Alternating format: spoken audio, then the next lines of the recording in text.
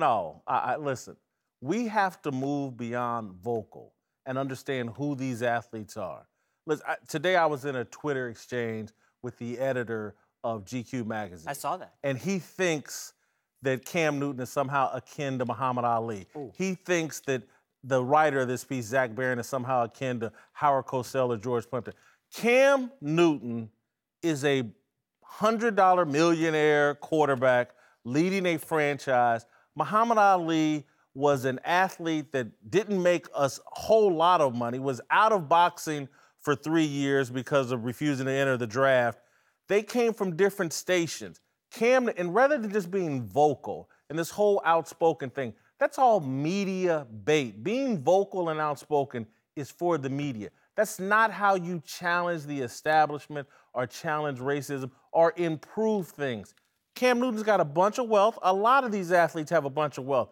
Rather than being vocal, they need to be involved in the communities where they came from, the way LeBron James is involved with Akron and trying to get kids on the right path and trying to enable kids from impoverished backgrounds to move into the middle class. It's interesting you bring up the media, because didn't Charles Barkley once say, I'm not a role model, I'm not here to be a role model? Do you think fans are clamoring for Cam Newton to speak out on these social issues, or is this just a media thing? Because that's kind of what it feels like. No, again, it's what we talked about yesterday.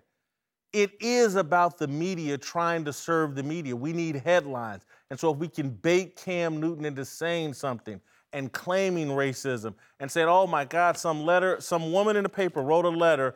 And again, this is what bothered me about that article. They called two of these women out by name and held them up as the epitome of racism. And that's just unfair. They wrote letters of small complaints, complaints that average citizens have, complaints that Cam said, even my father with this kid out of wedlock, not happy with it. Why hold these people up as somehow some big examination or example of racism? It's just wrong. But again, we have to move beyond asking athletes to make gestures. But wait, now hold on. Cam did say at the Super Bowl, I'm an African-American quarterback, and that scares some people. I think that's probably what people were expecting him to extrapolate on those comments with GQ. And do you think he should have? I myself, I'm not so sure. I don't what know. he is basically saying is, if he extrapolated, we couldn't handle it. Because again, the guy tried to extrapolate just a little bit. He made an innocent comment about we're beyond racism. He didn't mean it exactly as people took it. But again, if he extrapolates on that thing about being a black quarterback, because there's truth to what he's saying. What he is basically saying is, we haven't seen an athlete of his magnitude. We've never seen a Rob Gronkowski at quarterback. Cam Newton is a freakish athlete like Rob Gronkowski. We've never seen that at quarterback. And don't forget the celebrating, the dabbing, dancing in the end zone for 30 seconds. That's new. Fans want their robots at quarterback. Tom Brady, Peyton Manning. They're not used to Cam Newton. Coaches want their robots at quarterback. And if you have money invested in a quarterback of that magnitude and you know how responsible they are for winning and losing games, you want that robot at quarterback as a coach.